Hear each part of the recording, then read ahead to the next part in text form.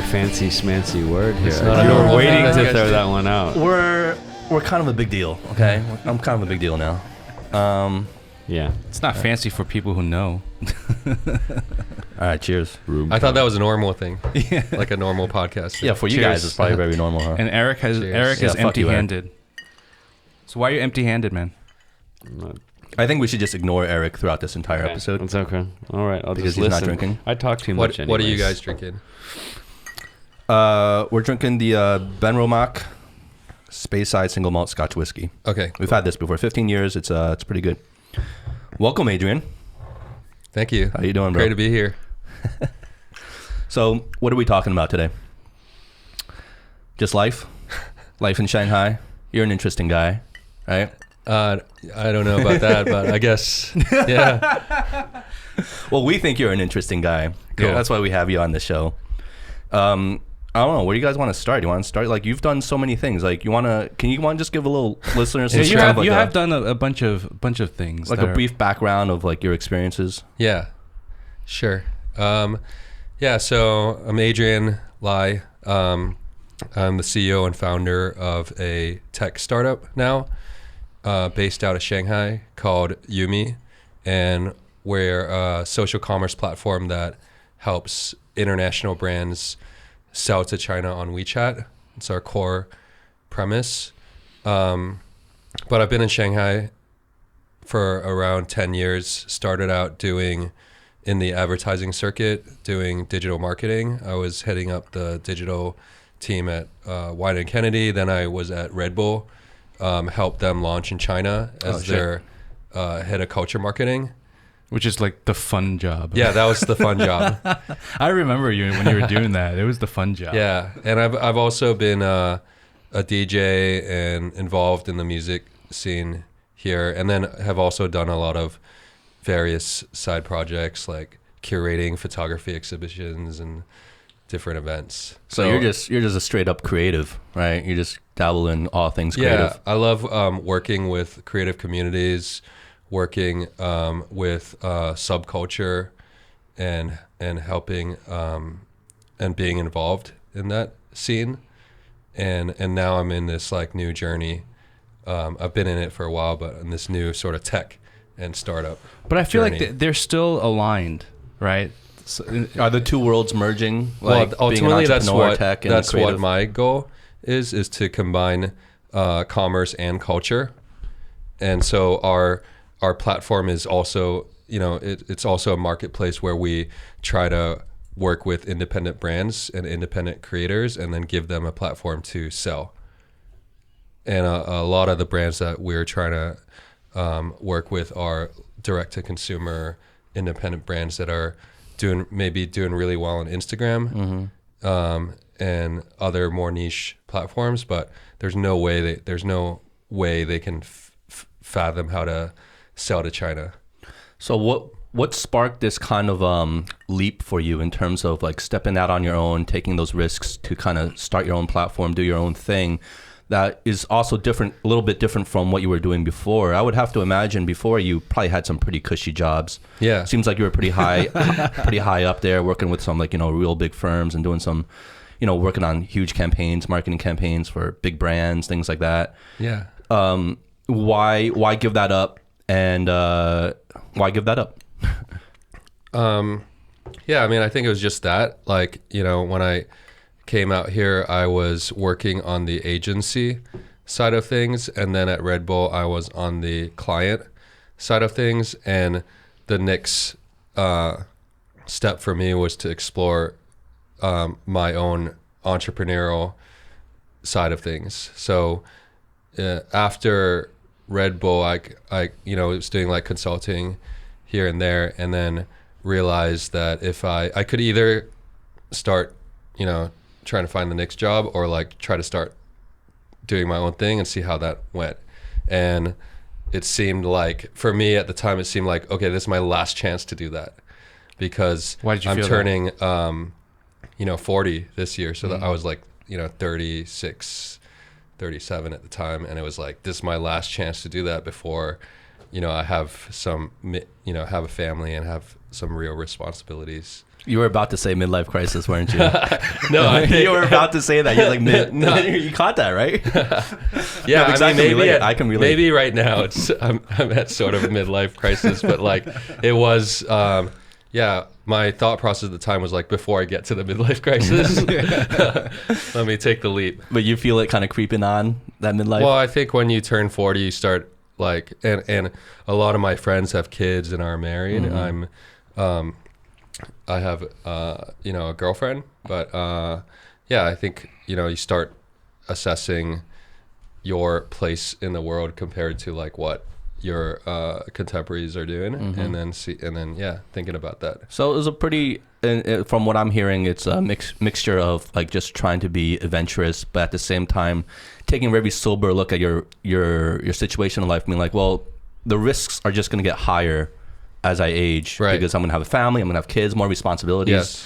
Other people to care for, and this is the probably lowest risk time of my life so far where I can still do these things. Right. And, even if it doesn't go well, I mean, at least I don't have like kids to look after. I don't have to worry about those kinds of responsibilities just yet. Yeah, that was definitely a consideration. Yeah. Was it really hard for you to do that, to make that jump? No, because I had been thinking about it for a while. Like before going to Red Bull, I was already thinking about doing that. And then the Red Bull opportunity came along. And like you said, it was like a really fun job. So it, that kind of just fell in my lap and decided to do that. What made the Red Bull experience so fun? Because it was basically it's everything I like about doing everything I like about doing with marketing. Mm. So it's working with cultural communities. You're able to activate really cool programs like Red Bull Music Academy, Red Bull BC1, which is their breakdancing competition, and then launch it in China for the first time. So everything we did was new, like never been done before. And then you have resources and budgets to work with. So it's fun. There was a lot of travel, great team, and then doing something in China, activating it for the first time. Yeah. Red Bull, I think in the past few years or even decade really has really kind of like, in my mind, kind of led the way of like brand identity in terms of brand culture. They've done a remarkable job. They're in like, they've sent that communication like so clearly in all facets of things, like whether it's like everything extreme, right? They do. Yeah.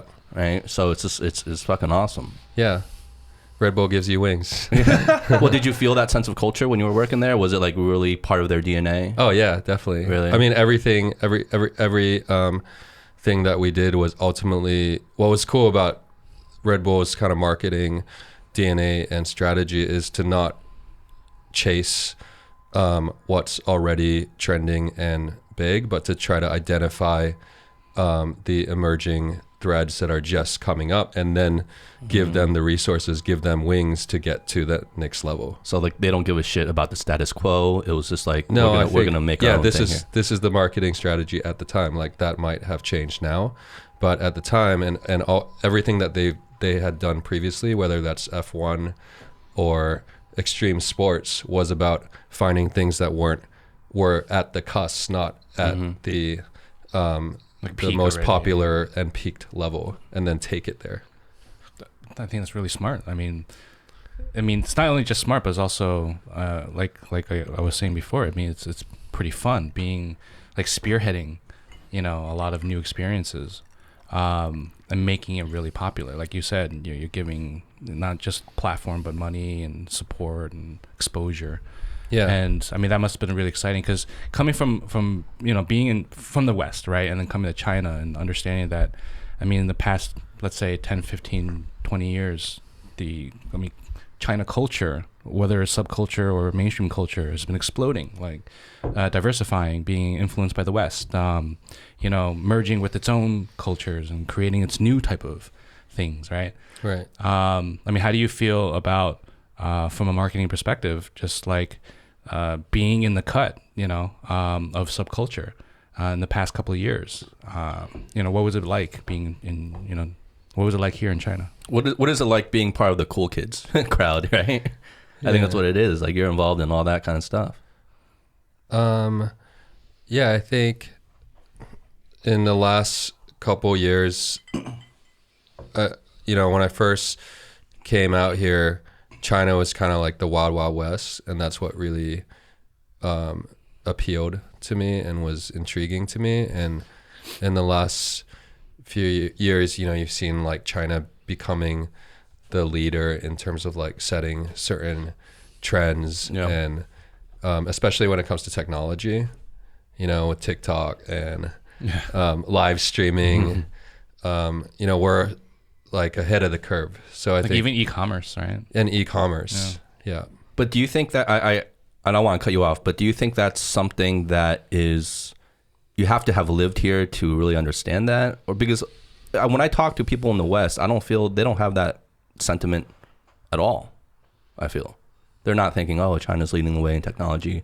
I don't think they even know about that kind of stuff. Well, I don't. Yeah, I mean, do they know that TikTok is basically, a Chinese company? Yeah. Yeah. But the sentiment overall, like, do you is that something you feel like you've only learned through your China experience, or would you feel that same way if you were still, like, let's say in Singapore or in the States? Yeah, I guess maybe it is because I've been here, and then I've also lived in the States, and I've gone back and forth. Maybe it's just the way I feel. I'm not sure. Well, no, that's just something I've always been curious about, because when you talk to people in the West, they're like, well, the lens is different. But then when they come here and they start using WeChat and WeChat Pay, a lot. But that's what I'm saying. Like, you have to be here, you have to live here to have experienced that. Otherwise, there isn't, that sentiment doesn't really exist elsewhere. Right. I think it does. I mean, it depends on who you're talking to. So if you're talking to like people in the U.S. that don't have exposure to things outside the U.S., then they're not going to be aware. But if you talk to people who are involved in technology in the U.S., I think they all, I can't say they all, right? Like, I think there are lots of people that would acknowledge that China's leading these things because they're in those spaces. They're in the industry. They're in the spaces. They're kind of connected to things. So I would agree, like, with what you're saying. Probably there's still some ignorance. But I think that I was surprised that, like, people like my brother who don't have that much sort of connection to the, to China, right, at this point in his career, that they pretty much widely acknowledge that China's kind of leading the way. And if you look at, The Economist or different sorts of like publications, like all the articles are sort of like they've shifted in their tone in the last 10 or 20 years, right? Is China winning? That's true. So, but I would agree there's pockets of that kind of ignorance, but I think those people will just always be ignorant. Well, ignorance is a strong word at the same time. Yeah. I mean, lack of awareness, sorry. Yeah, I'm not saying they're ignorant. It's just that general sentiment doesn't really exist, and you can't blame them. Like, it's... Yeah. But it's just weird because, like, when we're here and then all of a sudden, like, oh my God, you're looking at all these things and you're seeing like really like the cutting edge of a lot of things here. But then you leave China and it doesn't seem to have that same effect. I'm still blown away though, having also been someone who's been here, more than 10 years. Like, I remember a time when China lagged behind the rest of the world, and the perception was that China was always copying things. Yeah. And there was a really strong stigma. And I'm just blown away. There still is that stigma. Yeah, but I'm absolutely blown away at how things have kind of shifted. Right. So have you seen in your field, like, what's like, because you have firsthand experience with this kind of stuff, right? Yeah. Like, what's your perspective on that in terms of how it's helped your career and how you feel, like, what do you think the future of that is? Well, I mean, I think, with e-commerce, in particular, especially with the current COVID-19 situation, a lot of small, medium-sized businesses and retailers are going to need to go online, and not just online, but also look into expanding their global e-commerce footprint and selling outside of their domestic economy. So that's where I see the potential for us as a business is. But just based on the data that's come out from the last few months is that people have been spending a lot more time on, on their screens and on mobile surfing. And then e-commerce numbers as a whole, especially in China, basically compared to last year have equalized. So I think that industry is still, compared to some of the other industries that have had more of an impact, like travel, is still a viable model. Mm-hmm. Yeah. Well, is there any kind of lingering effects of your experience, let's say at Red Bull, and their mentality with what you're doing on your own as an entrepreneur, in terms of maybe trying to break the paradigm of like just using, because the whole thing is like, oh yeah, get a WeChat account, go online, just as a retailer, just to sell, because everyone's shopping on their phones now, right? Yeah. And so everyone's just like, okay, so how do we the brick and mortar is kind of like slowing down, and we're trying to sell more things online. And that seems to be the general trend for years now. But I think that's like the traditional mentality of how to look at, right? It's a very limited approach. Yeah. Is there a sense of you where you're trying to like completely just like shatter that paradigm, be like, look, there's a whole different way we can look at this thing and use technology here? Yeah. So so for Yumi, I don't think we've quite figured out our exact business model yet, but I can tell you what inspires me. Mm-hmm. And it kind of is connecting to, my previous experience about working with different more independent, more cultural communities and giving them tools to enable them. So I think, looking at there are a couple, I guess, more niche marketplaces that I've been really into. So you look at Taobao, and it's a huge like transactional marketplace, and you can find everything. But then a more niche marketplace that I saw recently that was really cool is one called Parade World.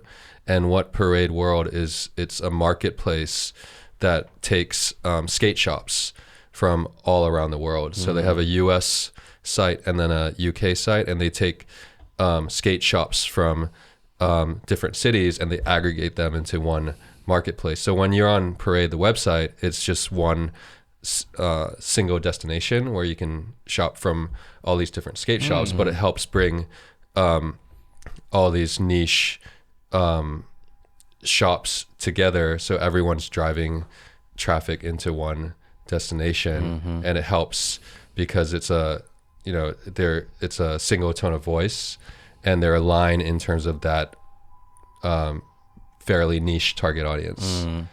So it's a one-stop shop for all the skate shops. Yeah. Does it expand more just to streetwear in general, or is it just specifically like kind of skate shops? Yeah, and what I like about it is that it's very specific to skate shops. So you know what you're getting. Like you go there, you know where you're going. Yeah, you're getting hardware, and you're getting...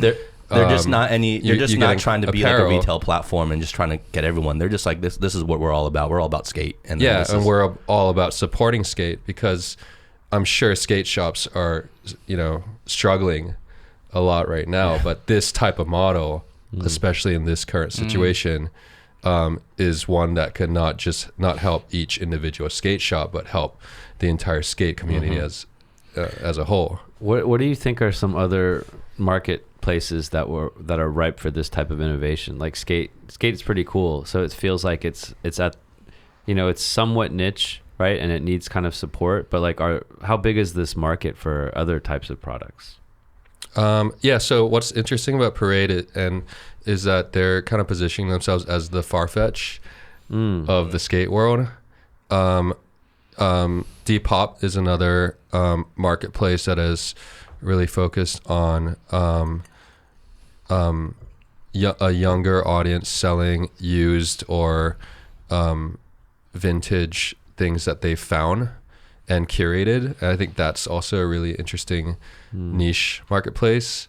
So I guess definitely one of my inspirations and references right now for where I hope to take Yumi is more in the direction of like a niche marketplace. And then it's just trying to figure out like what that target audience is and what that niche is. Oh, okay. Yeah. So you're still kind of trying to discover that niche or trying to discover that target. Yeah, I think so. I want it to be niche, but also not too small and not too big where we're selling, everything. And that's the challenge of like having that curation and balancing that between volume. Well, I sales think volume. I think that's a common your point there. I think that's a common misconception with the word niche. Like whenever we're talking business and people use the word, "Oh, this is very niche," they tend to think it's unscalable. Right. But that's not necessarily so. Niche can be very scalable. Yeah. Right. Niche is just that you have a very specific message. That's all you're trying to say. But it can be hugely scalable. If we look at, if we stay in the world of like streetwear and things like that, we've seen things like Hypebeast and, all the related platforms that are in that kind of stratosphere or that world, right, of street culture. They've been hugely successful. Yeah. And especially in the fashion world now, they lead the way. They say niche is the new luxury. Yeah. Especially with Chinese consumers becoming more sophisticated. They're not just looking at luxury brands that everyone knows. They're looking for that niche luxury brand that they can find and be the first one to figure that out. Yeah. How much? How much of that change do you really see happening? Because we've kind of like hinted at that on this show before, where like, traditionally, historically, luxury in China meant, LV, Gucci, Prada, right? Like we were saying, the ones that everyone knows, the mainstream brands. But when you go into the West, yes, those are still luxury brands, but like luxury means like very curated things like no one else has, right. The rarity of the item becomes the luxury. Whereas here is like the more people know about it is the luxury. So there's that kind of difference. Yeah. So are you saying you see like a big change in the younger generation's mentality in terms of what they consider luxury, and they want more curated things, more in the know kind of items instead of something that's just like hugely mainstream that everyone knows? Yeah, I think so. And I don't think this is necessarily particular to China, but I think the younger audiences are more interested in like finding things that that are maybe original and things that they can be the first to discover and own.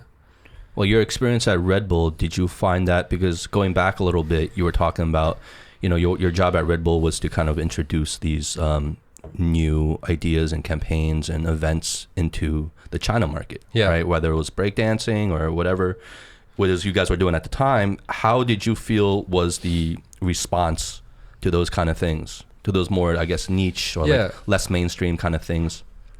I guess the mission then wasn't necessarily to introduce them to the market, but breakdancing, for example, it was surprising to me too at the time, but it was very established in China, and China was probably the biggest breakdancing market in the world at that time.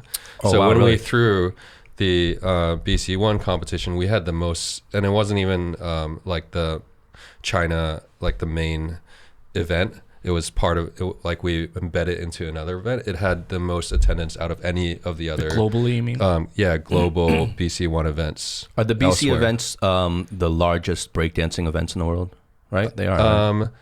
I don't know about now. This is a few years ago, but they're one of the top b-boy competitions in the world. Yeah. So what about other things? Like, okay, so maybe I was, I don't know about breakdancing. So breakdancing was already a hugely established thing in China. Yeah. What about the less established things you feel you had to push? Like, what was the general response and people's willingness to accept those kind of ideas, I guess? Yeah, I think like with Red Bull Music Academy, it was about identifying smaller, more emerging independent artists, and I think that's maybe a different side of the story, because it's very hard to push independent artists in China, where the Chinese music industry is very commercial in terms of like popularity, and pushing that across.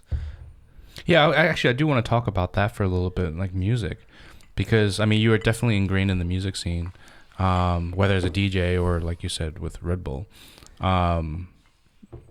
Music in China is, like you said, very mainstream focused, right? And then like, the underground scene is, there is one, it's just pretty small, right? Do you feel that it's been changing? Has it been growing? Because I'm not really in that scene, so but I used to be in New York, so it's like it interests me, but I'm just curious. I think it's small relative to artists and relationship between artist popularity and like commercial success elsewhere in the world. But if you look at interest levels and the ability to access different genres and formats of music in China, the younger generation are, you know, really, really versed at like finding artists they like, finding new artists. There are actually some really cool, interesting talent. There's more there's more that demand to kind of be like have that sense of discovery. But whether like, I found this types cool of artists can then become commercial successes, and you know, actually find like a financial success doing that, like they can in the West, where like someone on SoundCloud or YouTube can then become massive. Yeah, like I think that's still a hurdle. Or like Rich Chiga or like Post Malone or yeah. Well, what about what's the guys from Sichuan, the Higher Brothers? So what was their origin story? Were they kind of like really underground, mainstream from the beginning, or were they just kind of like instantly successful in the beginning? Like I don't know, like because they're pretty popular now, right? Well, yeah, I mean they out now? They were probably the first breakout hip hop act from China, but yeah, they were rap group from Chengdu, and then got signed by 88 Rising, the music label, and through that platform were able to really create a voice outside of China. So do you sense that there's this because from what I understand, this could be completely wrong, but like it's really out like in Sichuan, like Chongqing, Chengdu, like these type of places is kind of like the new creative hotspot for like young music, and specifically when it comes to hip hop. Yes. Is that like kind of the hotbed there right now? Yeah, Chengdu is still a hotbed for hip hop and rap in China.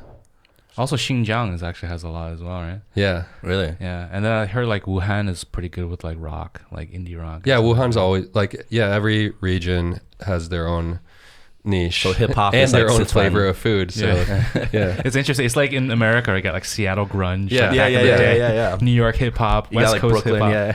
Yeah. Yeah, exactly. Well, that's what it was. It's like, you know, there is that, and I do see a little bit of that. What is that, like the culture expanding? You know, whether it's different niches of music expanding and stuff like that. But I still feel like, I mean, we're in Shanghai.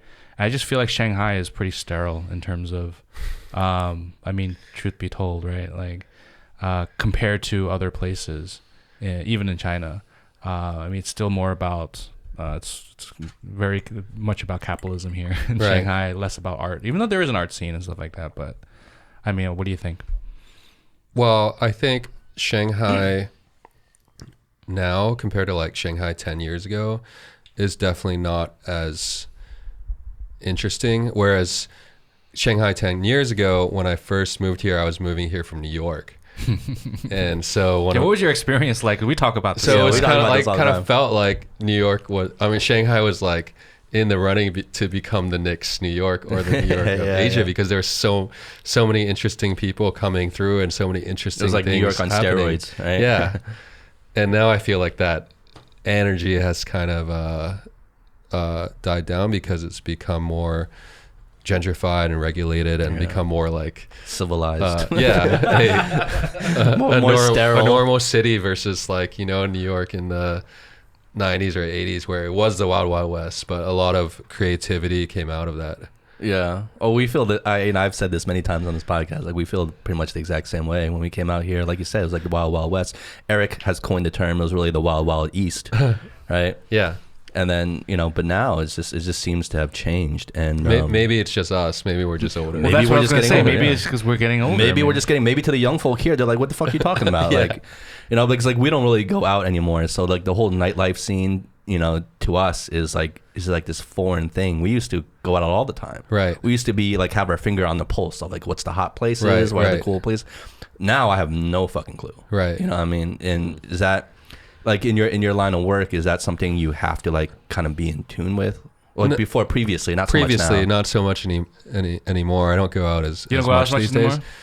But I did go out last night. This is my first time in a while. But I went to a voguing studio opening. What? A what studio? A voguing studio. So it's like a type of dance that Like this, I think like came, voguing? yeah, exactly. It came out Really? in New York in That's the a- 80s ballroom. That's a thing now. Yeah, it was like a LBGT kind of community thing. Okay. And voguing is a type of dance that Like it's a thing Madonna now. made popularize, and it's Yeah. a thing. So there's a voguing studio that just opened on Changlalu. Got it. amazing. And that's pretty cool. Got it. Okay. So that's cool.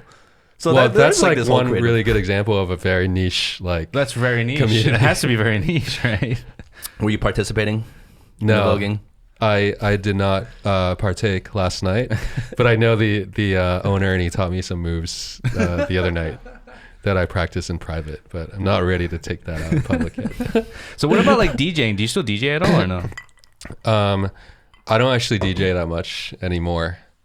Yeah, I need to make a new mix for someone, but I haven't DJ'd in a while. You used to be DJing I used to pretty DJ often. like once every weekend or every Yeah. other weekend. What's your setup like? Are you just all digital, or do you use still vinyl and things Now like I'm that? all digital, but I started with vinyl Yeah. or Serato vinyl, and then now I just use USBs because it's so much easier. Because I lost all my shit. Yeah, you can't carry around Actually, all the vinyl. I got all my shit stolen, and I just couldn't be bothered to buy it again. So I just bought 2 USBs. That's all. and decided to learn that way.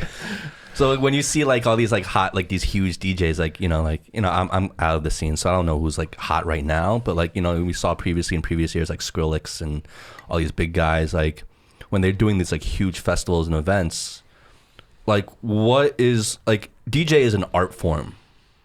As a DJ, like what's your honest assessment? Because like, there's a lot of critics out there that be like, oh, all they're doing is like hitting play, and then just standing behind the DJ booth and like jumping around, right? Like. But because I've DJ'd before, and I started cool. off with vinyl myself. I was really into like the scratching culture, Right. like the Invisible Nice. Scratch Pickles and everyone, Yeah. Beat Junkies. I was like, Cool. that was like my scene back in the day. It was Okay. before Serato, before everything, Yeah. and so everything was very manual back then, and then so like I understand and I appreciate like the art of DJing, the mixing and spinning and everything like that. But then like you see a lot of these like pop culture DJs now, Right. like Steve Aoki, and Yeah. you just like. And like like a lot of people are kind of just lost in what it is they actually really do besides just hitting play and pressing play. So can you bring some clarity to that, or do you feel I don't the know. same way? I don't know if they actually hit play or not, but I guess to me DJing has always been about creating that vibe, and if you're able to curate that energy in an audience, whether you're just hitting play. I mean, you should do it spontaneously because it ultimately should be conversation. If you're hitting play, then you're not having any conversation, right? But and maybe that's just how it works these days. But ultimately, the art form of DJing is being able to read the audience, to curate like original selections, but also music that people respond to, and then being able to like curate that whole energy. Yeah, like to manage the energy of the room of the event, right? But the tools can be different, I think. I mean, like I also learned the hard way, but now when I'm using USBs, I feel like that's more, in a way, more true to the original form of DJing than using Serato records. I mean, I don't really scratch that much, so it's more about playing, right? Yeah. But using Serato records, and then you have your laptop there, and you're actually looking at the music, and you're looking at the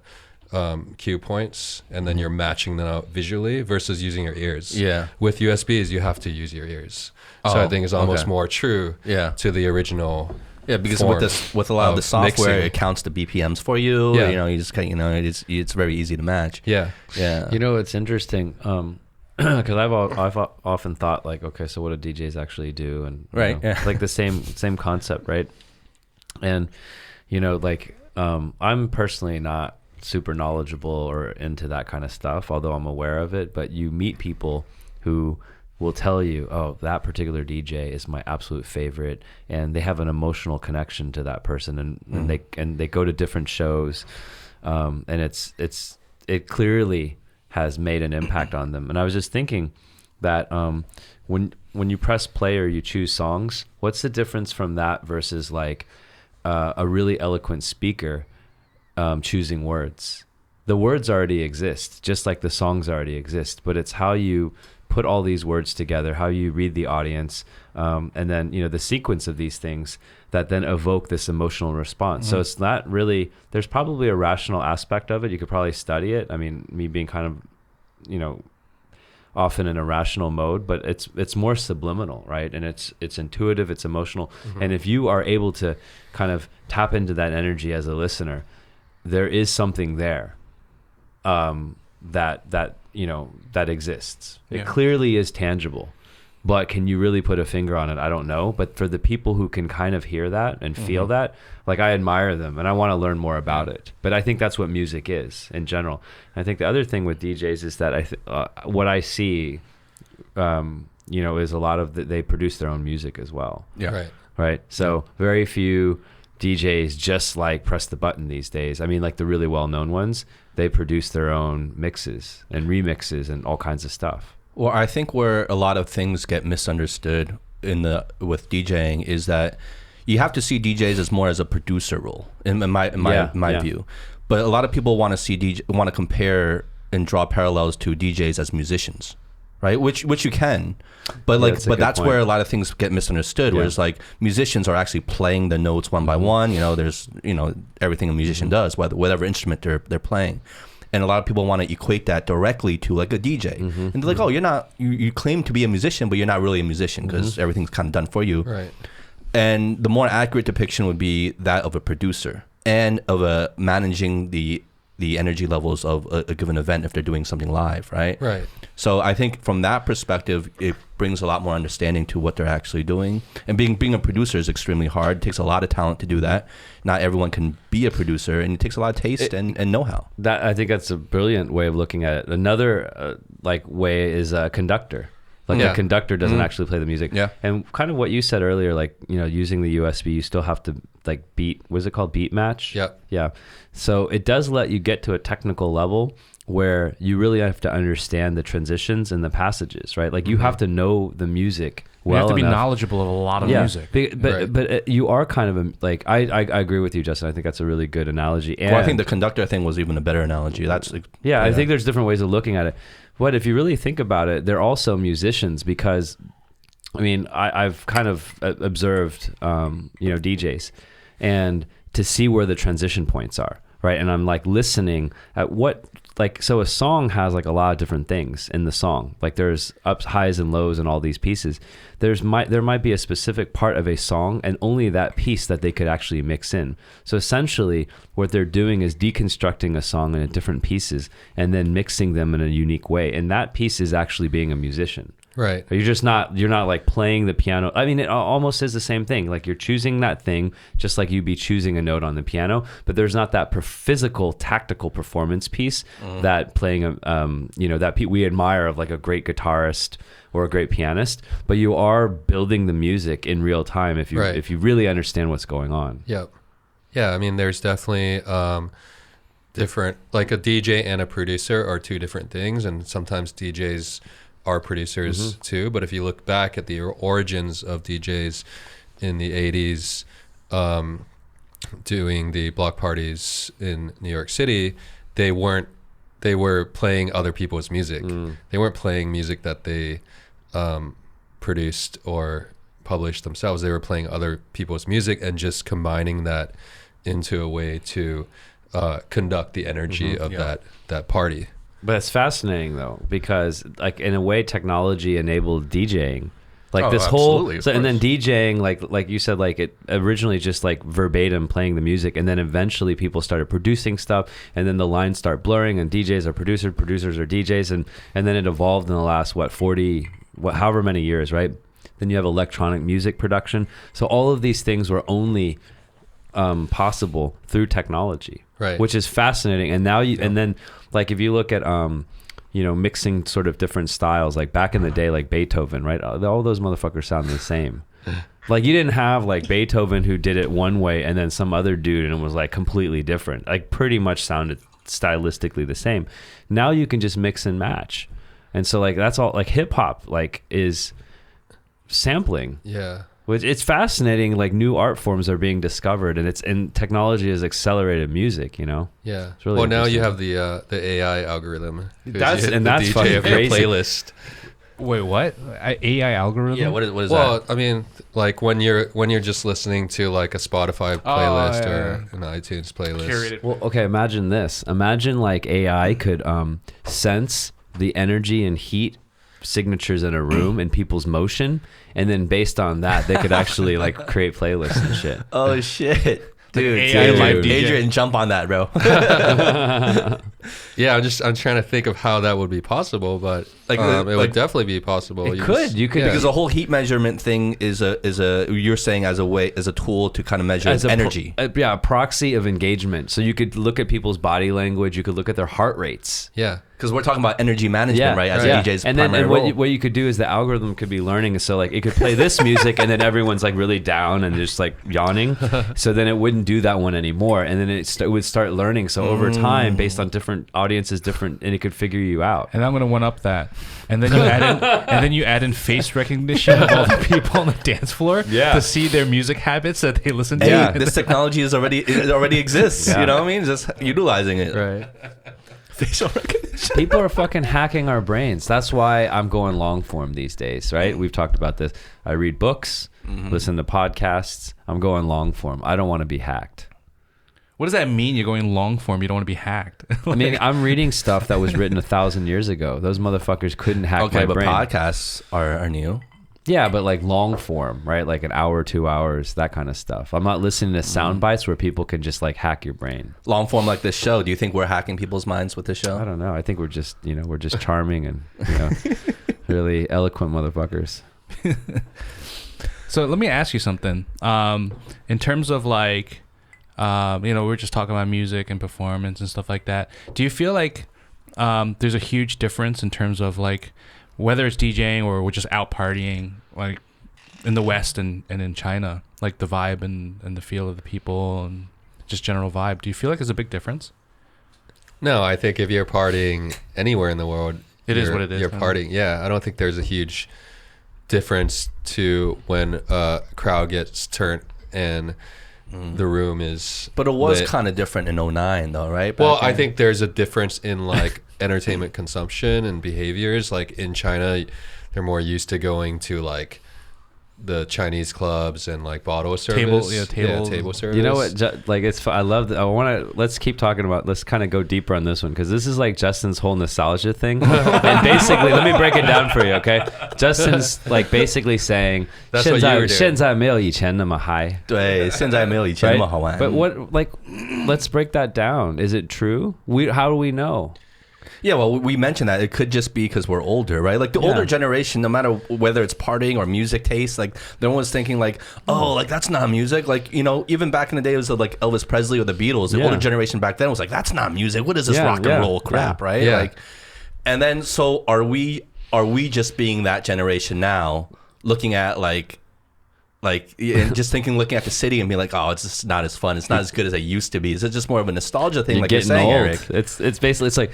But honestly, I really feel it isn't. I try to be objective about it. I really do because it's not like I lack the desire to go out and have fun. I still have that desire. But then I sometimes occasionally I'll go out and I'm just like, this just isn't like, it's just the atmosphere, the people's mentalities. Like to me, I mean, memory isn't 100%, but like, It's not even 50%, dude. but to me, like back then, and I don't know if you have the same experience, Adrian, but like back then, I'm saying it's like 09, 2010 kind of era here in Shanghai, you go out and people's mentality was like, no one gave a fuck. Like everyone just wanted to have fun.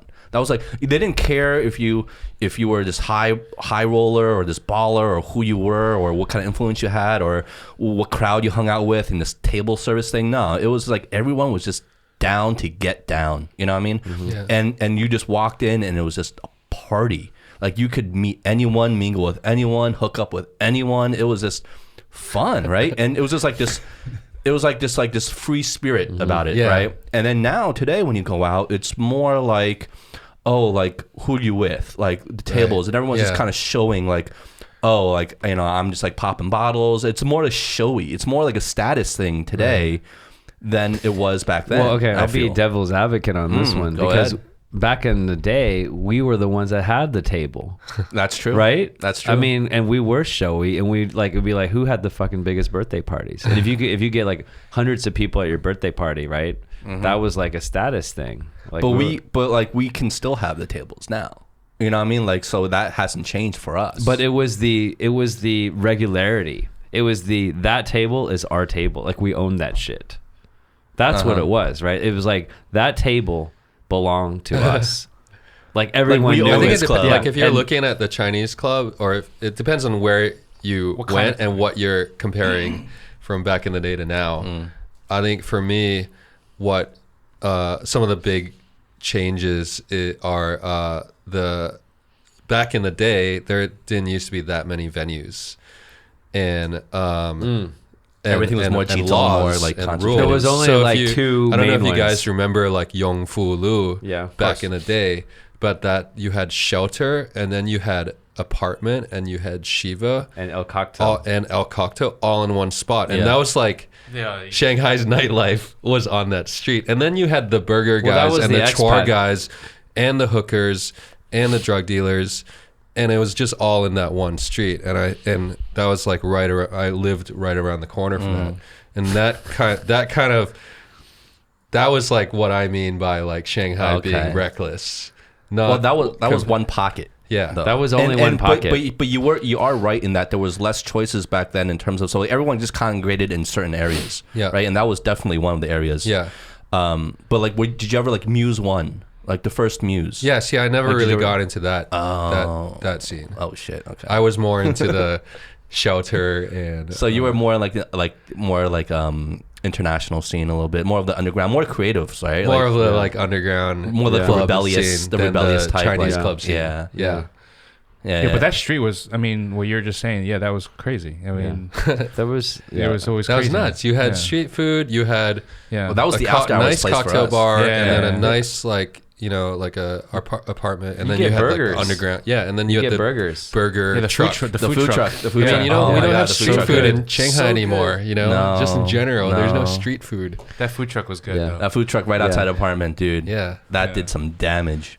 That did some damage because that area what you're talking about, that was like our after hours place. Yeah, Yeah. Yeah. That area is nuts. Yeah. And then it just got shut down, right? Yeah.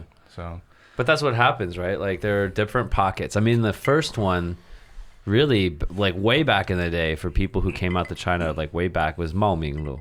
Yeah.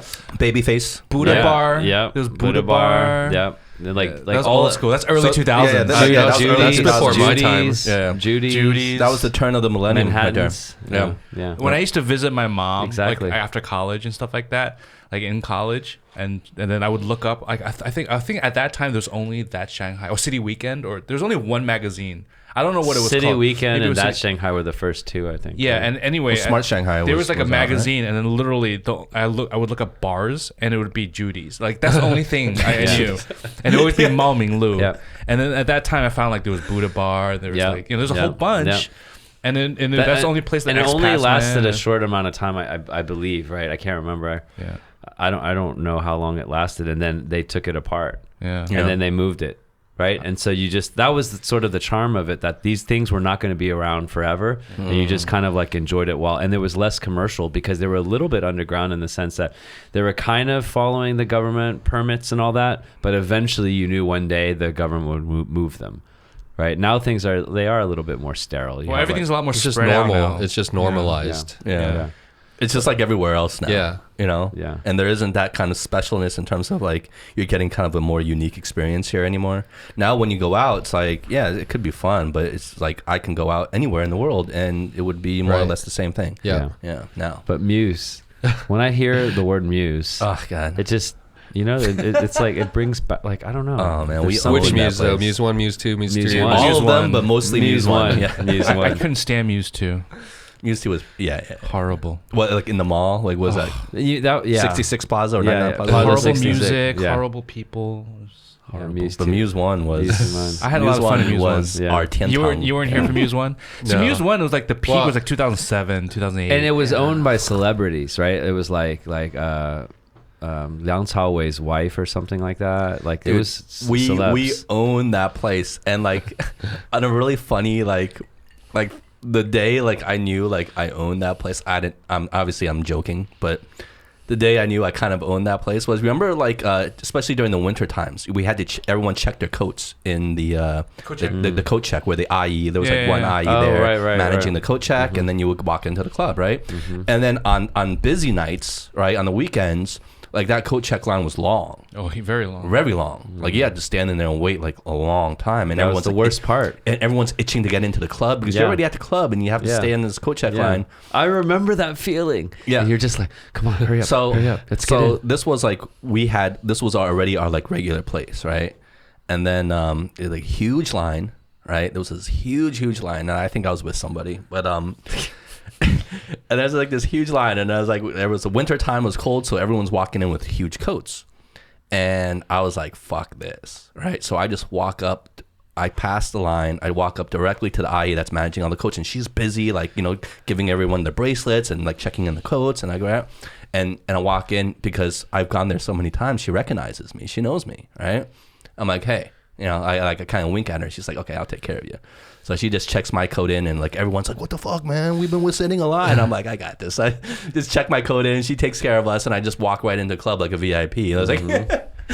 You It's were like that so, asshole. It was, yeah, I was that asshole. It was That like guy. it's so stupid of a thing, Yep. but it was like those little things that Yep. like that made it home. You Yep. know that made Muse One like It was- our little place. It was almost the acknowledgement by the staff Yeah, that of your like patronage of that place. Exactly. Right. Exactly. And then that like that's when The special sometimes treatment we got. like when I would blow up, like, you know, like most of the time it would go well, but then there might be one person that didn't recognize you and I'd be like, you know who I am? You know. Right? like it was expected that you have to know who we are. Have Like, you we ever were pulled, those have you ever assholes. pulled that card before? No, I've never. It's like Adrian was looking at us like, Maybe I didn't know when you guys were such maybe when I was like assholes. really drunk once, but I don't think it worked. that was like every week. We would almost try to find people who didn't know us so that we could get mad. I don't know about that. Okay, that's maybe you. No, but it was fun though. But as much time as like I spent in that place, I really don't remember much of it. yeah, it was all a blur. It's all blur. It was all just one long night to me. Yeah, pretty much. Are they still around or Nah. evolved Shut into down something like else? years ago, right? Was the Muse chain still around, or are there other Muses? I don't even know. I have no idea. We don't. If you're Party. listening to this and you know, let us know. I think it started went downhill Yeah. after like 2011, 12 or so. Yeah. Yeah. So let's get back to Adrian here. Yeah. Like, Tell we us dive into about some your of this. party days a little bit. Yeah. Tell us. Let's hear some stories. Yeah, let's Yeah. hear give us something in your top 10 crazy nights. Smiling already. Top 10. I said He's top looking 10. at the door right now, No, being it's like, just I should that, get out of it's just here. that like I should get out if of it's in top 10, then I probably don't remember it. Right? But I love that But, smirk. Like right when he said that, it, like the smile. And From He was He's replaying. He was Yeah. reliving. He was Yeah. reliving a memory just now. It's like No, but I wasn't really that into the big Chinese club scene. I was always more into the shelters, Logo. the logos, The more underground scene, and right? the arcades arcade. of You the, like arcade. of the scene. And then I lived on Yongfulu, so shelter and arcade and Arkham were both walking Yeah. distance. like go to. So I would just hit. Well, arguably, you know, those places were even more crazy than Muse. You know, Muse was the typical Yeah. club They were more experience. eclectic. It's just different. So like I'm just curious. So like what he was trying to say is like so based on the places you went, any crazy shit Yeah. that you Tell us experienced. some that stories. stands out. I mean, they're like what was cool about shelter is like it was always just a dark dungeon and yeah, you could do anything you wanted there. It was In literally there. a bomb shelter. Yeah, it was right? literally a bomb shelter. Yeah. Especially that back room. Yeah, yeah. Yeah. So what happened in the back room? No, it's I just. mean, it wasn't like You guys know. Fuck you guys. Tell me. it wasn't like Berghain or anything like that, but yeah, we just had some really wild nights there. That's all I can say. All right. We'll stop pressing. But like, when you look at the landscape today, and I don't mean just nightlife and clubbing, but like just in terms of the subculture Right. in China, and particularly maybe in Shanghai, like the underground scene. What stands out to you in terms of things like that we should look out for that you think are like the next things coming up in the underground scene? Next things in the Or just in underground subculture scene. in general, like what is it? Yeah. Yeah, it's really tough for me to put a finger on that especially in this day and age. Well, like, because like we got like skate is already established here, right? So that's not really considered subculture anymore. There's the music Well, scene. it's still subculture. Is it? It's not. It's not like it's mainstream. I mean, Well, it's I guess definitely it's- well, skate's it's always kind- been subculture. Yeah, Okay. skate. I mean, skate is like, yeah, pretty big. Like if you go to West Bund, I don't know if you guys have been recently, I have. but there's that Yeah. one area with The skate like park. Yeah. 300. Oh, they built a no, skate not park the there? skate park. Oh. The skate park is where the little kids go, Yeah. but then there's the steps. And Oh, if you yeah. go there, there's like 300 skaters there Yeah. any given weekend. But like what it's like you know, things like you mentioned, like voguing, like is that a thing No, that's I like don't coming think, up I now don't, in subculture? I don't think Like, it's coming. is that gonna be like the It's next big interesting, thing? but yeah, it's not. That community is not that big. Yeah, Strange. there's yeah, I mean there's the All crew. They've been doing they're the evolution of Shelter, so they've been doing their thing. Where's that? All it's on Xiangyang Full Lu, Mean. right? Is it? Yeah, Xiangyang Lu, So- opposite from Egg. So it's venues, like they're opening a venue, like or a club or what was it? Yeah, Okay. it's a venue. Have you been But to then All? they also have a Have you been to No, community. I've not been to all. Interesting. All. Okay. I haven't been to shit. What about the live music? See, I think you would like. I think all. everything's I still really think pretty you would like small. all. Yeah, Yeah. yeah. Take me. Like you guys are my only connection Dude, to like I don't the cool go kids. out. Are you kidding me? I don't go out. You guys I are my don't do only shit. connection to like the cool kids crowd now. Like I'm just an old motherfucker, just like fucking. I'm like so you know, now. But like, what about like the live music scene here in Shanghai? Like, how's that? Are you like engaged in that world at all? Not so much anymore, but I think it's. I mean, I don't know if I'm the right person to comment on that, but I feel like it's pretty much dead recently. Really? Yeah. Well, no, recently because of COVID, but Right. like before that. Well, like, compared to like in general, you know, late like 2000s, when live music has got kind of taken over by electronic music, and then it hasn't quite come back. it's never rebounded. You feel? Well, I think that's a global thing, though, right? Electronic music is between that and hip hop, right? Right. I mean, rock and roll is dead. It's been dead for a while. Really? Yeah. That's a shame, dude. But I feel like electronic music is dying down. I feel like that fad, the height of that was like with like in my eyes, in my like my ignorant eyes, like I felt like the height of that was like with Skrillex and his height and his popularity, and then now I feel like people are kind of just tired of that and like kind of going back to like Yeah, I more, wonder like- what's gonna be next. yeah. You know, I feel like like people- Travis hip-hop- Scott just hip-hop had a is still concert on number one. Fortnite. What? Yeah, Really? Yeah, The what? Travis Scott just had a huge concert on Fortnite, That's crazy. on the video game and then Fortnite? a lot of people are using Animal Crossing to like. Yeah. Wait. How do you have a show on? I don't know. Fortnite? I didn't check it out. Because but- because the game and there's probably a video feed that goes into it. So people are playing the game and maybe you. No, so you're talking about like something like Twitch, right? Like so, like Wait. Fortnite's a video game, right? Fortnite's a video Yeah. game. So imagine you're in the video game, right? In the video game, like I don't know how Fortnite's set up, but imagine like maybe there's a space in a room, and then in the room maybe there's a screen, and then in that screen is like Travis Scott. I'm just speculating, of course. I don't think that's how it worked, but probably But through live why stream. wouldn't it? Why wouldn't it And work people like Yeah. that? probably he's on character in the game and like, Right. Yeah, Yeah. I and wonder if everyone's he's on congregating to, like, character. an area. It's, maybe. yeah, essentially, like it's the possibilities are endless in the virtual world. So, like we talked earlier about AI, but like the virtual reality and VR and all that stuff. Imagine that you have high definition. It's almost like real life. Then you can do unlimited things in that environment. Yeah, maybe that's where the next emerging underground scene is gonna Dude, for real. emerge from. People are doing like VR Zoom birthday parties. I was on a Zoom. We were on a Zoom. Justin, you and I were. Gabor's birthday, yeah. And we were like, and it was what was really cool about it was that you literally go into this birthday party and like I didn't know anyone else there, right? And like people, I got there a little bit early, and I just started talking to people, and it was super, super cool. Like I was talking to people in Prague. You're just, hold on. I got to cut you guys off for a second. And let me know if there is this, like, if you can do this in Zoom or any other apps. But I feel like what you just said maybe is the future of social events, right? So let's say you go in, you check in, you have all these headshots of video of everyone in the room.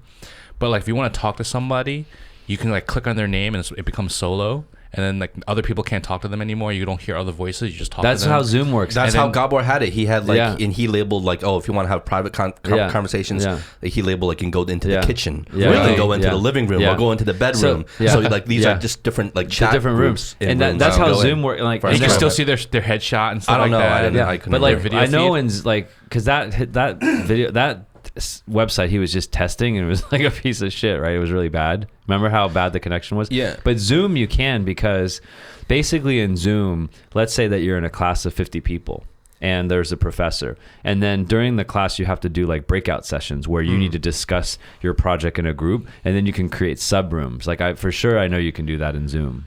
That's crazy. Because imagine that you're at a party, like an online party, right? And you're trying to like hook up with this girl. You're like, yo, let me solo with you, bro. Well, it's not a far fetch, because like people are the majority of people I see kind of hooking up these days and meeting together, whether whatever. Meeting people these days is always through like an app or online. Like that's become the new norm. Yeah. Like back in my day, that was a taboo. Like when I was growing up, like if you were to like meet someone on like Match.com or something like that, that would be like, people will laugh at you for it, right? Like in my day. But now it's completely normal. It is the new status quo. It's accepted, because back in the day, Completely accepted. it's like if you use those websites like Cupid, OkCupid, basically there was a stigma. You were like to it. there was a stigma, and what it meant was you were part of the demographic that couldn't, like, you were nerdy, Exactly. like you couldn't were a get any loser. chicks. Yeah. You were a total loser, and like you were awkward, and you were socially inept. Yeah.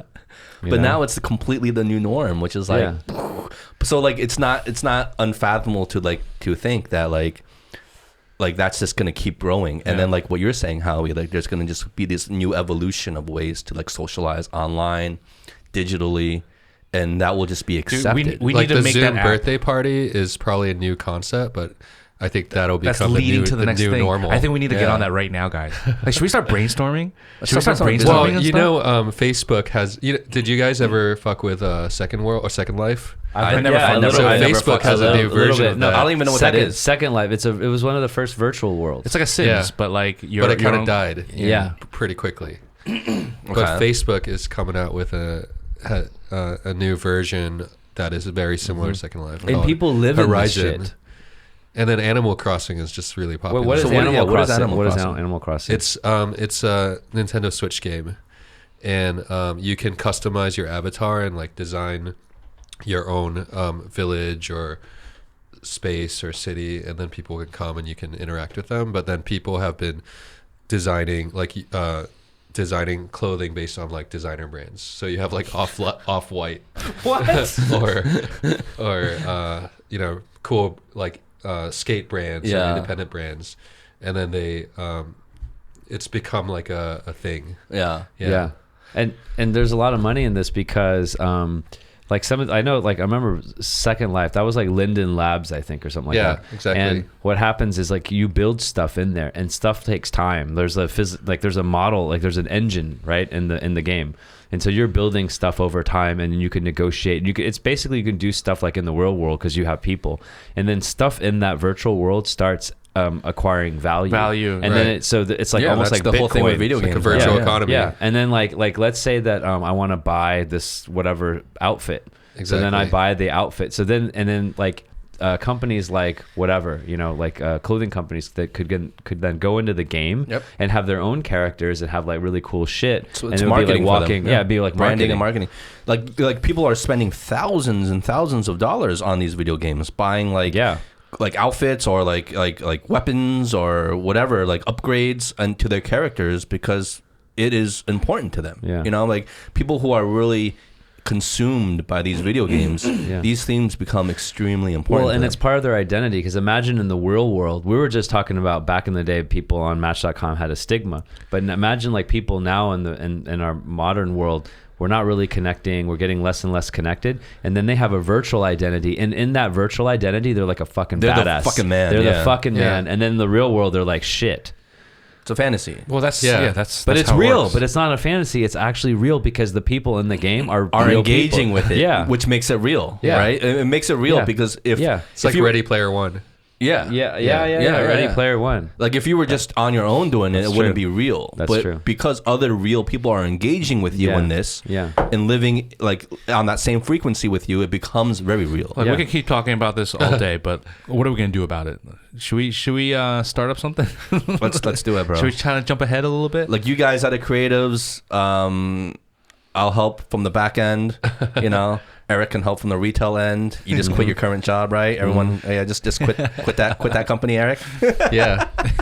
So on that note, we're gonna start a virtual. Well, I do think it's fascinating, and just like kind of a note to group self is that let's start talking more about technology trends and like media trends, and let's start getting some more folks on the show like Adrian. That sparks that conversation, because like it's fascinating. I didn't think the conversation would go in this direction. No, but it's gone a few places. But like what Adrian is doing now on his own is like he's searching for that next thing, right? That next way of looking at it, next angle of looking at it, which we all should, because obviously something is going to happen. Like obviously it's going to happen with or without us. Things are going to evolve, things are going to change, things are going to progress, and it's just whether or not we're in tune with that or not. Like that's on us. And open-minded. Well, I just thought of a great idea. We need to create the virtual version of Young Fulu back in the day. Hey, why the That's fuck what it not, should man? be. There's a built-in demand for that already. Think here. about that for a second, right? What does that mean, right? So you check into this like platform or application where you have a virtual version of yourself, where you have access to unique food that's only there, unique amount of people and music and culture that is only within this app that you can be a part of. Right. So like that exclusivity. And you could go to Shelter. Yeah, you could go to M2. You can go to you can go to different places and hang out. I mean, I think it makes sense. Honestly, it makes sense. But I do want to pull back for 1 second, and kind of like relink it back to Yumi, your platform that you've been working on.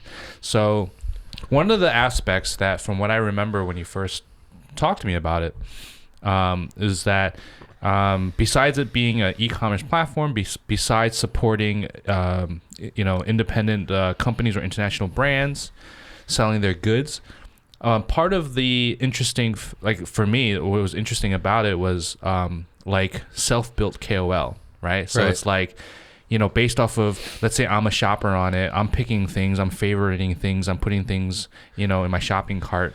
And then if other people, like my friends, were to, come onto the platform and see the things that I've been looking at, they can see the things that I've been looking at and stuff like that, right? So it's almost like, well, based off of your circle of friends or people that you follow, you can kind of, go with, if they're good tastemakers, then you can kind of like look at what they're shopping and kind of tag there's so along. much data there to be harvested. Yeah, right? That was the one idea that you guys you were playing with. Yeah. So I mean, to me, that's pretty interesting. That's an interesting feature. So that's definitely still one of the big premises of Yumi. But the thing with building an e-commerce platform with a really small team is that there's so many like fundamental core commerce things you have to build, and the feature of using affiliates is more of a scaling feature, so we're not quite there yet. But when I first had that conversation with you maybe 2 years ago, social commerce was like, no one knew what that was, and the idea of KOLs or opinion leaders was massive, and that's actually changed a lot in the last 2 years, where social commerce has kind of become the norm, and it's actually 30% of all e-commerce in China now. And then the new term that just came out last year, or became popular last year, was KOC, which is key opinion customer. Consumer. What is that? Basically, it's like, it's that very idea, is that you don't need to be a so-called celebrity or to be an opinion leader. You can be a regular person. So if you're if you're a consumer or if you're a customer of a brand or a consumer of a brand, as long as you are able to influence your own maybe a smaller community or network circle of friends, and then get some sort of reward for it, because we know we can track the ROI on that. So that means that, so basically it's an evolution of the concept of like KOL being this high celebrity level opinion leader figure to anyone can be. Right. It's like a long tail. Yeah, it's like the long tail of influence. Yeah, and then if you could pretty much build software to just keep track of. So like instead of having like 5 KOLs or whatever the number would be, you had 1,000 of these guys, and then you could track their influence, and maybe each of them was only influencing 500 people. Exactly. And then you start aggregating that long tail. Right. I mean, that's where I see e-commerce going in general. Yeah. Globally. Just China is just way more advanced with that. But then if you look at Instagram, for example, right? Instagram now has native checkouts and native shops, so you can buy directly on Instagram. And once Instagram allows anyone to tag their photos with products, and then if you make that sale, you get a little commission from it. Then they have this. Is that something that they're really rolling out right now? I mean, they haven't announced it, but this is where I see. That's huge. You would think WeChat would follow something similar, right? WeChat has all the infrastructure. Yeah, so that's base. basically what we've been building for WeChat. Yeah, and they already have they have a thing called Haochuan, which is kind of similar. I mean, there's a lot of different models and different platforms that are exploring very similar themes. We're one of them. That is fascinating, because like there's an app called, have you heard of House? No. Houzz. And it's like a I think I've gotten some emails from them. Multi-billion-dollar company, and it started like, it's a couple of like Israeli American, I can't remember, but anyways, it's a really cool app. I just use it because you can see there's like millions of photos of like people's houses, and you can go into like, you can sort by living room, kitchen, like all the different parts of your house, and then you can see like incredible designs, and it's like categorized by all different modern, contemporary, blah blah blah, right? And then when you go into the room, there's like little green tags, and like you click on the green tag, and then you can either buy that particular sofa or table, or it's smart and actually automatically finds like all of the similar sofas, so then, and it aggregates that. But imagine like what you were saying, I don't know if this exists. So we're so photo based right now, right? I mean, like iPhone cameras, like all these cameras, like we take pictures of fucking everything. We're a visual culture, right? And imagine you could look into any photo anywhere on WeChat or Instagram, and you saw something that someone was wearing, and you're like, that's fucking cool. Yeah. You press a button, and then like Alibaba sends it to your house in like 1 hour. Like even something in the background that you were like, oh, what is that? You know? Yeah. Like, and then I think the closest thing is Taobao. Well, Taobao, right? Well, Taobao has the photo image search. Image search. Instagram now has tagging of images to a native checkout. Pinterest has tagging of images, and then they'll show you similar products. So it's not just the product, but like similar products to the one in the photo. So I think this is definitely crazy. Where we're heading. Well, I think, I mean, I don't know, because I have no idea on the technical side, but I would think in order to do that, it would have to, like, to give you even suggested things that you might like based on something that's in a picture. It would have to have stored a bank of like so much data to even facilitate something like that, right? So like, I'm going to open up a whole can of worms here, but like, is there a line to be towed in terms of like privacy? And like there's, you know, obviously lately there's this heightened sense of like sensitivity to privacy these days. You know, we've seen, you know, like Mark Zuckerberg on Facebook and congressional hearings and things like that.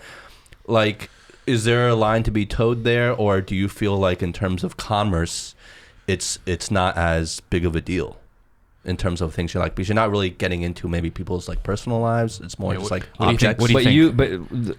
Yeah, you go first. Yeah, what do you think, Adrian? Well, I think in China, I think we're a little more open to the trade-off between privacy and convenience. Yeah, I think people's general mentality here is much more acceptive to that, right? Yeah, so I think in China we just want our fast delivery. We don't give a fuck, right? Take my information. Take my information, exactly. Yeah, I mean, you actually have way more regulation around privacy in like Europe and the US than in China. So I think people, would have more of a backlash towards data scraping or data collection. And maybe that's why China's way more advanced in terms of e-commerce. So you think that mentality in China has actually helped the progression of technology here kind of move faster in a way because there is less backlash from the public?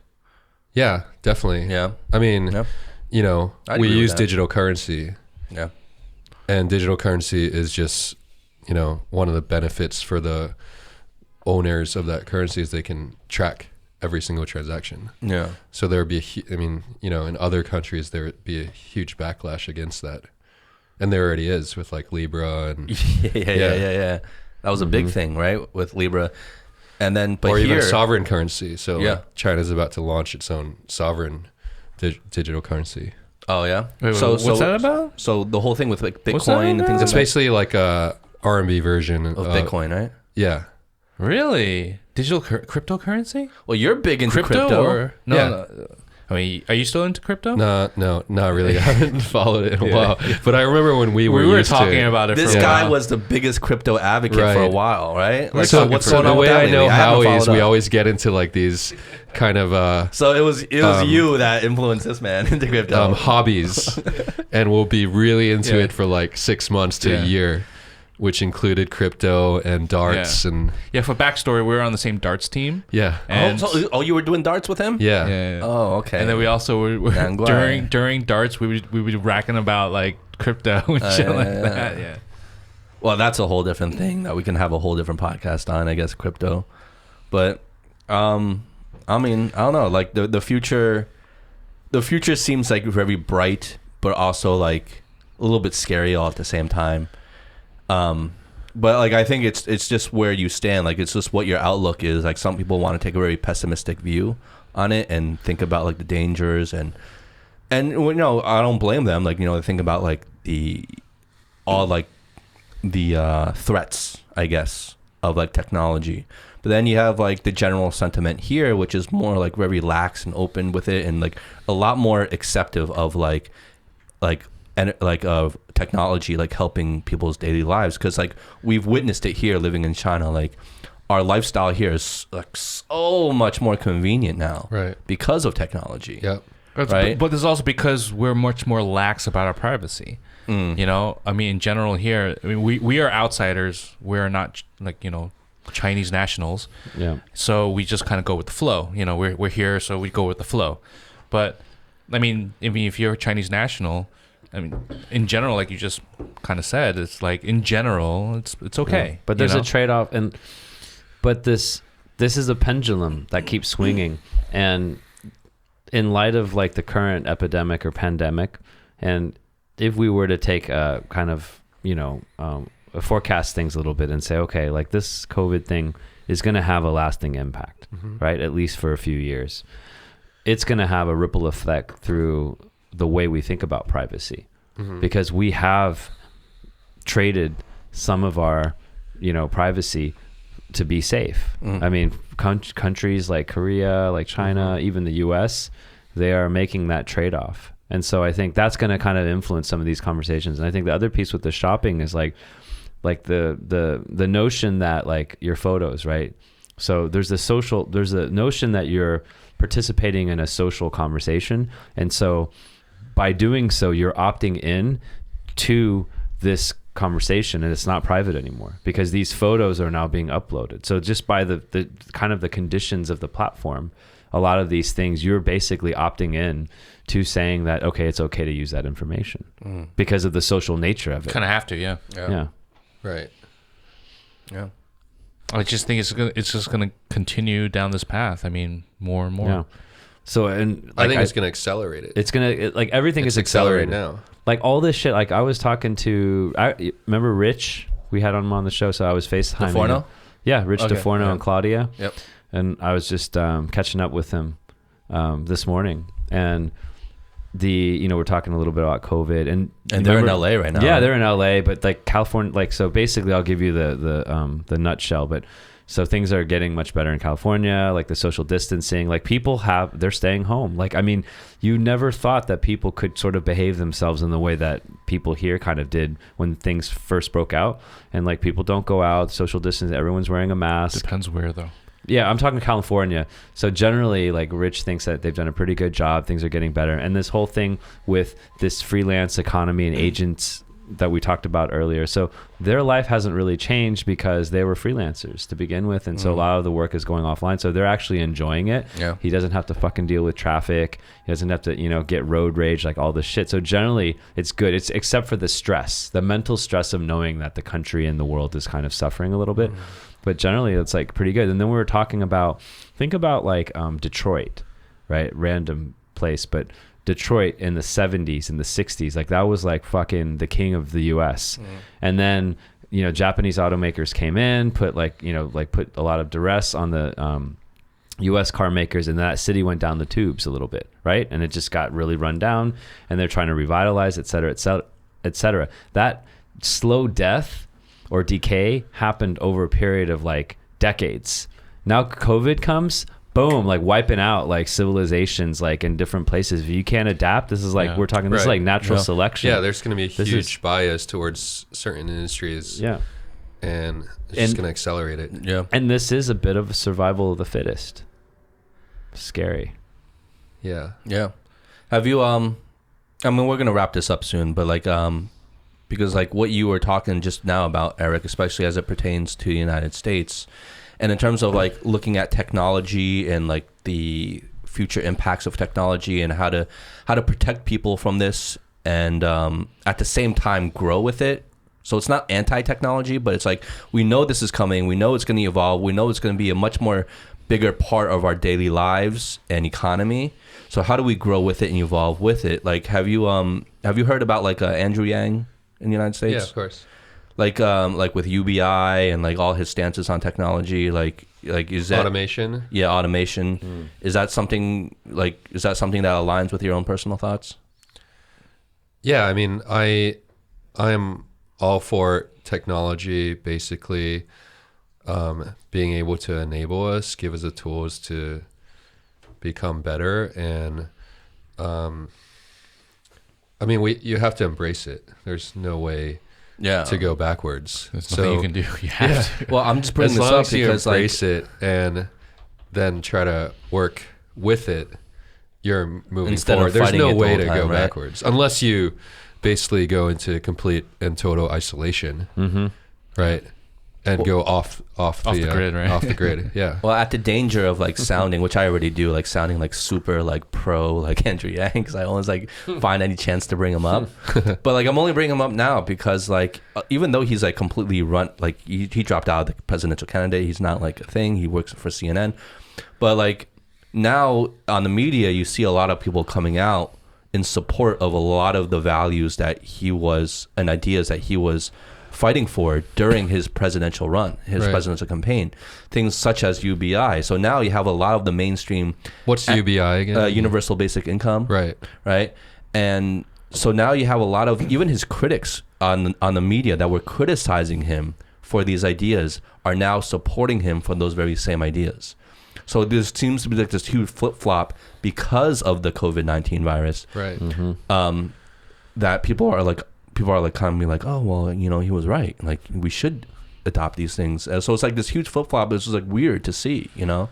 Yeah. I mean, probably because a lot of the concepts that he was talking about were mainly theoretical or future forecasts. And then now with COVID, it's just sort of accelerated into that. Like automation is just way more important now. All of a sudden it's become real for a lot of people. Right? Yeah, in a situation where like workers can't go to the warehouse and Amazon still needs to ship, right?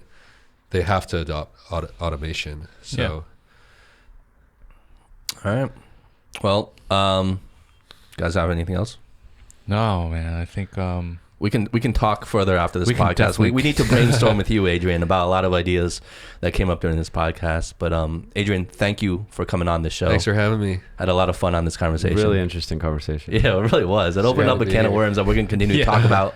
Cheers. Yeah, we went kind of all over the place, but it was We really did, but fun. that's how the podcast Yeah. goes, man. That's how a natural conversation We got to actually continue goes. brainstorming and see what's going. And Justin, do you forgive me for not drinking? I was No, sharper I don't. today, Fuck right? you. Never Fuck forgiven. you. Never forgiven. I'm deleting your audio from this podcast when I That's publish right. it anyway. That's right. I'm going to be airbrushed out. But anyway, thank you guys for listening. Thank you, Adrian, for coming on the show. Thank you. I'm Justin. I'm Howie. I'm not on the show. Yeah, you're not on the show, Eric. All right. Cool. Fuck you, Eric. Peace, guys. We love you. Bye. Bye. There's a